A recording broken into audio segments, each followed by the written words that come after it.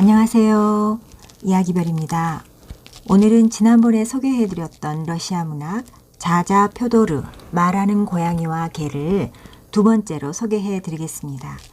오늘 읽어드릴 부분은 이 책에서 아이들이 가장 좋아하는 부분이에요. 잘 이해하기 어려운 분들은 자자 표도르 영상 첫 번째부터 들으시면 도움이 되실 겁니다. 자, 그럼 자자 표도르와 함께 많이 웃고 행복한 시간 보내세요. 아기 까마귀 흐바타이카. 자자 표도르는 시골에서 잘 살았어요. 시골 사람들도 자자 표도르를 좋아했죠. 왜냐하면 할 일 없이 빈둥거리지 않고 항상 무슨 일을 하거나 재미있는 일을 하면서 놀았거든요. 얼마 지나지 않아 자자 표도르에게는 할 일이 더 많아졌어요. 자자 표도르가 동물을 좋아한다는 것을 알고 사람들이 여러 종류의 동물을 가져다 주었기 때문이죠. 아기 새가 물 위에서 떨어져 나왔거나 아기 토끼가 길을 잃어버렸거나 하면 바로 자자 표도르에게 가져다 주었어요. 그러면 자자 표도르는 이 동물들을 잘 돌보아주고 놀아주고 치료해주고 다시 놓아주었죠. 어느 날 아기 까마귀 한 마리가 생겼어요. 눈은 단추같이 동그랗고 부리가 정말 큰 심통이 가득 차 있는 까마귀였죠. 자자 표도르는 까마귀에게 모이를 주고 난 뒤 옷장 위에 까마귀를 올려놓았어요. 까마귀 이름은 흐바타이카라고 짓기로 했어요. 보는 것마다 옷장 위의 자기 집으로 물고 갔거든요. 성냥이 보이면 성냥, 숟가락이 보이면 숟가락은 물론이고 심지어 자명종까지 옷장 위로 옮겨다 놓았어요. 이것들을 옷장 위에서 아래로 도로 가져오기란 아주 어려운 일이었어요. 도로 가져오려고 하면 흐바타이카가 즉시 날개를 펼치고 슉슉거리고 부리로 손을 쪼아대니까요. 그러니까 흐바타이카가 옷장 위에다 한 살림을 차린 것이었죠. 흐바타이카는 몸이 좀 자라고 건강해지자 바깥으로도 날아다녔어요. 물론 저녁 때가 되면 꼭 돌아왔고요. 게다가 빈손으로 돌아오는 일도 없었어요. 옷장 열쇠를 가져오기도 했고 라이터나 아기 옷을 가져오기도 했죠. 하루는 고무 젖꼭지까지 물고 왔어요. 아기가 유모차에서 자고 있을 때에 흐바타이카가 날아가서 살짝 빼왔나 봐요. 자자 표도르는 흐바타이카 때문에 늘 걱정이었어요. 나쁜 사람들이 혹시 총으로 쏘거나 막대기로 때릴지도 몰랐으니까요. 어느 날 고양이는 흐바타이카에게 말을 가르치기로 했어요. 저 까마귀는 왜 매일 공밥만 먹지? 밥값 좀 하도록 뭔가 도움이 되는 일을 가르쳐야 되겠어. 이렇게 중얼거리며 고양이는 하루 종일 흐바타이카 옆에 앉아서 말하기를 가르쳤어요. 누구세요? 누구세요? 누구세요? 샤릭이 말했어요. 너 뭐하니? 그렇게도 할 일이 없냐? 차라리 노래나 시를 하나 가르쳐주지 그래? 고양이가 대답했어요. 노래는 나도 부를 줄 알아. 그런데 전혀 쓸모가 없어. 그럼 그 누구세요? 하는 건 어떻게 쓸모가 있는데? 이렇게 쓸모가 있지. 우리가 장작배로 숲에 가면 집엔 아무도 없을 거 아니야. 아무나 들어와서 무엇이든 훔쳐갈지도 모르잖아. 그런데 사람이 와서 문을 두드렸을 때 아기 까마귀가 누구세요? 하면 누가 있는 줄 알고 훔쳐가지 못할 거 아니야. 알겠냐? 그런데 네가 네 입으로 그랬잖아. 우리 집엔 훔쳐갈 것도 없다고. 샤릭이 계속 말했어요. 가난해서 나같이 능력 있는 개도 데리고 살지 않으려 그랬으면서? 그건 옛날이었고, 고양이가 설명했어요. 지금은 보물이 있잖아. 그래서 샤릭도 고양이와 같이 아기 까마귀에게 누구세요를 가르쳤어요. 일주일 내내 가르쳤더니 마침내 아기 까마귀도 말을 할 수 있게 되었어요. 누가 문을 두드리거나 현관문 앞에서 발을 털기라도 하면 흐바타이카가 곧바로 물었죠. 누구세요? 누구세요? 누구세요? 거기 누구세요? 그런데 이것 때문에 어떤 일이 일어나게 되었어요. 하루는 자자 표도르, 마트로스킨, 샤릭이 숲속으로 버섯을 따러 갔어요. 집에는 아기 까마귀 혼자만 남게 되었죠. 그때 패치킨 우체부 아저씨가 와서 문을 두드리니까 이런 소리가 들리는 거예요. 누구세요? 나 패치킨 아저씨. 무르질카 잡지 갖고 왔어요. 패치킨 아저씨가 대답했어요. 아기 까마귀가 또 물었어요. 누구세요? 나 패치킨 아저씨. 무르질카 잡지 갖고 왔다고요. 패치킨 아저씨가 또 대답했어요. 그런데 아무도 문을 열지 않는 거였어요. 패치킨 아저씨는 또 문을 두드렸어요. 그러자 또 누구세요? 거기 누구세요? 하는 소리가 들렸어요. 나라니깐 패치킨 아저씨. 무르질카 잡지 갖고 왔어요. 그렇게 하루 종일 계속됐어요. 똑똑. 누구세요? 나 패치킨 아저씨. 무르질카 잡지 갖고 왔어요. 똑똑. 누구세요? 나 패치킨 아저씨. 무르질카 잡지 갖고 왔어요. 결국에는 패치킨 아저씨의 머릿속이 뒤죽박죽이 되었어요. 아기 까마귀가 너무 많이 괴롭힌 거죠. 문 앞에 앉아서 자기 자신에게 물어보는 거예요. 누구세요? 그러자 아기 까마귀가 나 패치킨 아저씨 무르질카 잡지 갖고 왔어요. 패치킨 아저씨가 또 물어보았어요. 누구세요? 아기 까마귀가 또 대답했죠. 나 패치킨 아저씨 무르질카 잡지 갖고 왔어요. 자자 표도르, 마트로스킨, 샤릭은 숲에서 돌아와 이 광경을 보고 매우 놀랐어요. 패치킨 아저씨가 문 앞에 앉아서 계속 똑같은 말만 하고 있었죠. 누구세요? 또 누구세요? 라고 하면 집에서는 계속 나 패치킨 아저씨 무르질카 잡지 갖고 왔어요. 나 패치킨 아저씨 무르질카 잡지 갖고 왔어요. 라고 대답했어요. 가까스로 패치킨 아저씨를 진정시키고 차를 끓여 대접했어요. 차를 마시면서 겨우 정신을 차린 후 무슨 일이 일어났는지를 이해하게 되자 아저씨는 화가 좀 풀렸어요. 그냥 한숨만 내쉬고 사탕 2개만 주머니에 더 집어넣었지요. 9번째 이야기.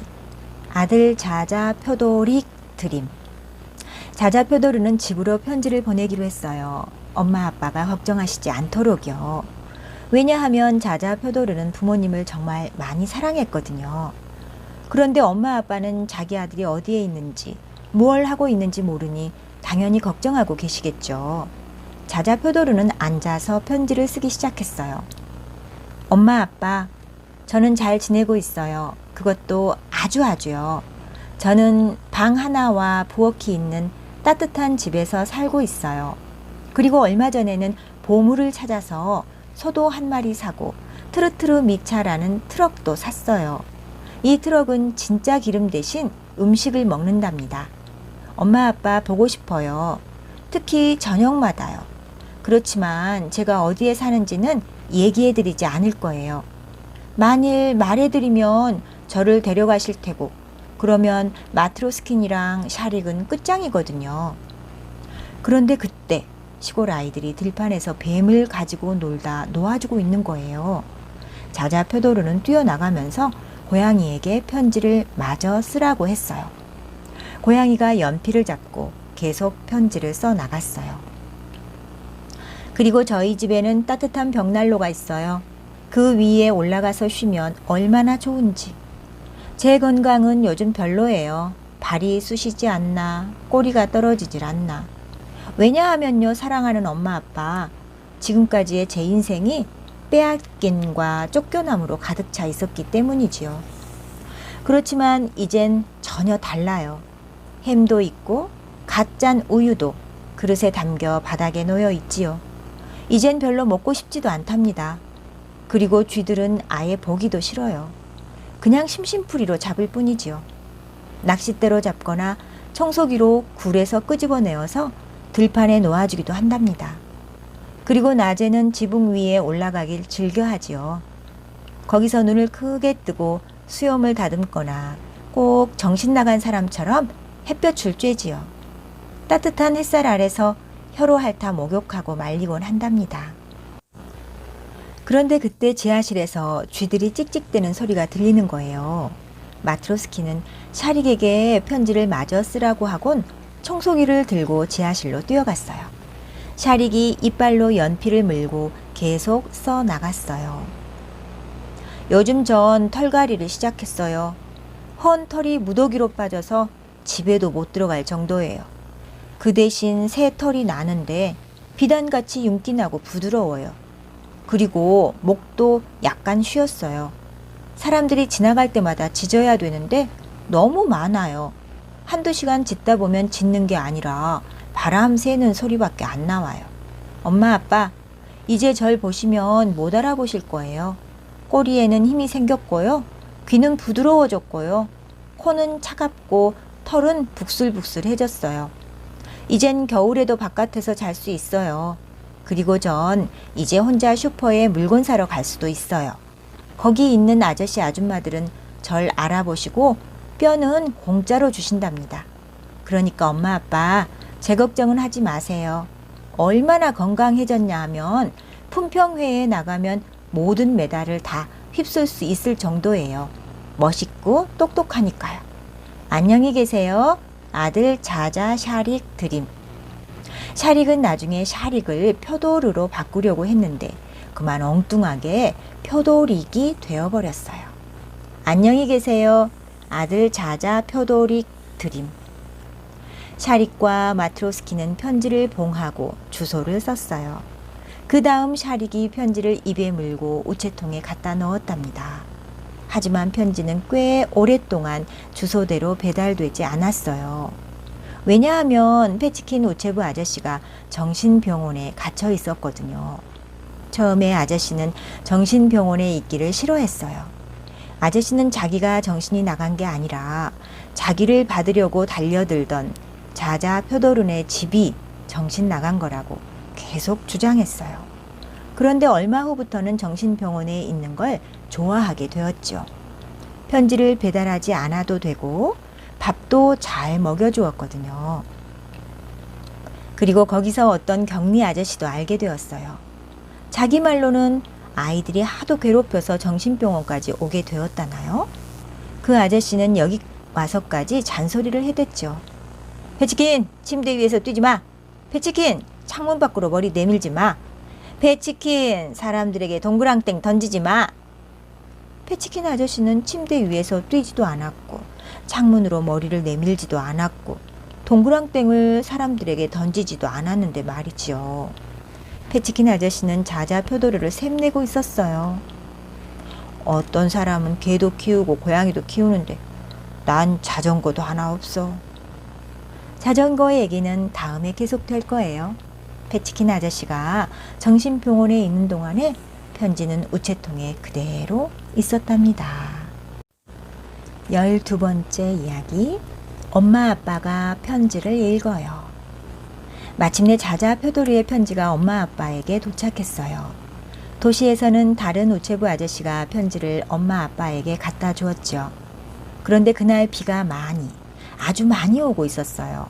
우체부 아저씨는 온 몸이 흠뻑 다 젖었죠. 아빠는 아저씨가 측은하게 느껴졌나 봐요. 왜 이런 날씨에 편지를 배달하고 그러세요? 그냥 우편으로 붙이시지. 우체부 아저씨도 고개를 끄덕였어요. 맞아요. 내가 왜 이런 날 이걸 배달해야 되는지 모르겠어요. 좋은 생각이에요. 오늘 당장 우체국장님께 말씀드려야 되겠어요. 엄마 아빠는 편지를 읽기 시작했어요. 편지의 첫 부분은 모두 마음에 들었어요. 자자 표도르에게 집도 있고 소도 있다는 것이 말이에요. 그리고 집은 따뜻하고 트럭도 샀다는 것도요. 그런데 그 다음을 읽고부터 엄마 아빠는 놀라기 시작했어요. 아빠가 읽었어요. 그리고 저희 집에는 따뜻한 벽난로가 있어요. 그 위에 올라가서 쉬면 얼마나 좋은지. 제 건강은 요즘 별로예요. 발이 쑤시지 않나 꼬리가 떨어지질 않나. 왜냐하면요, 사랑하는 엄마 아빠, 지금까지의 제 인생이 빼앗김과 쫓겨남으로 가득 차 있었기 때문이죠. 그렇지만 이젠 전혀 달라요. 햄도 있고 가짠 우유도 있고 이젠 별로 먹고 싶지도 않답니다.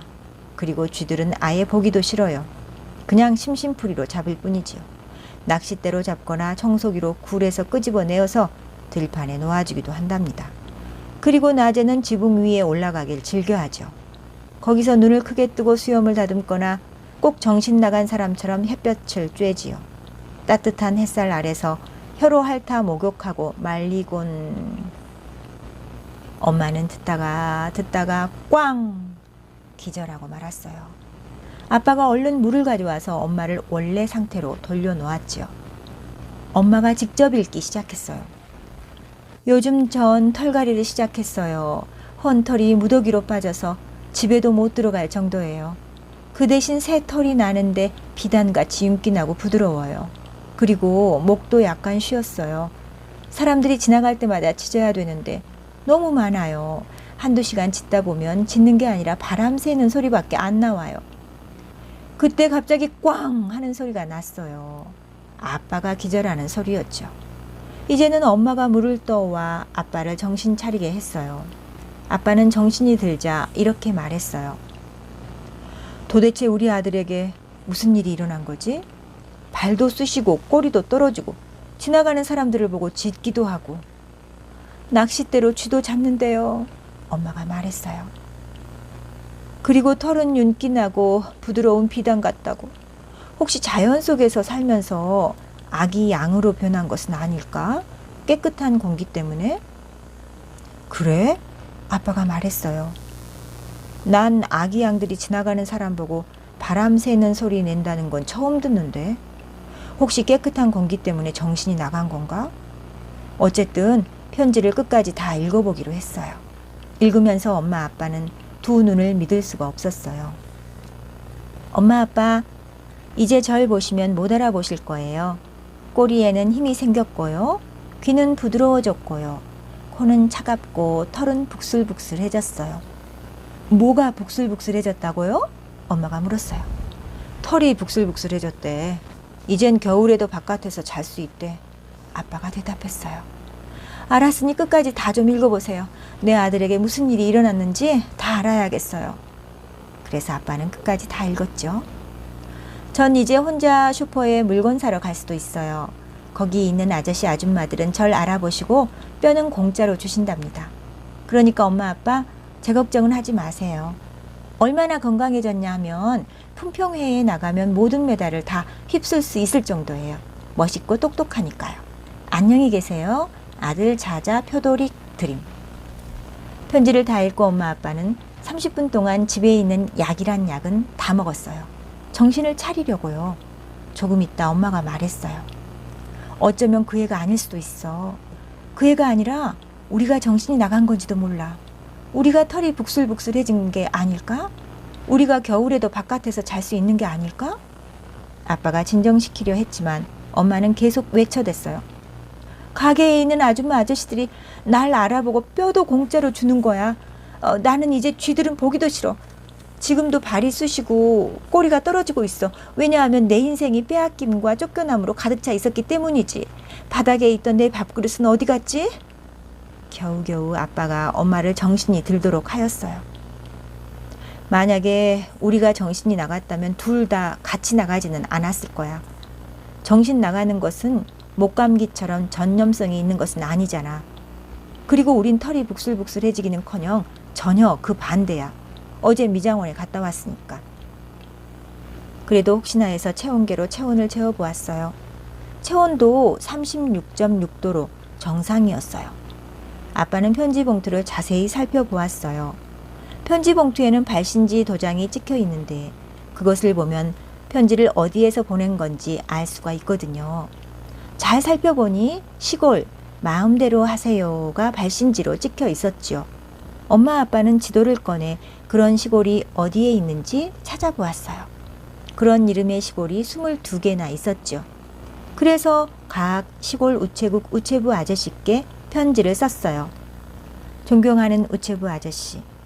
아저씨가 사시는 곳에 혹시 도시에서 온 자자 표도르라는 아이가 있나요? 그 아이가 집을 나가서 우리는 매우 걱정하고 있답니다. 만약 그 아이가 그곳에 살고 있다면 우리에게 연락을 주세요. 그러면 저희가 아이를 찾으러 가는 것은 물론이고 연락 주신 분께 선물도 드리겠습니다.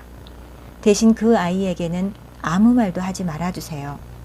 만일 미리 말을 하게 되면 그 아이가 혹시라도 다른 시골로 이사를 갈지도 모르고 그러면 아예 찾을 수 없게 될 테니까요.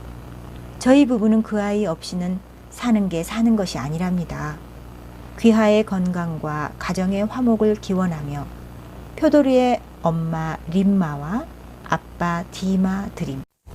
이러한 편지를 22통을 써서 마음대로 하세요란 이름을 가진 시골로 모두 보냈답니다.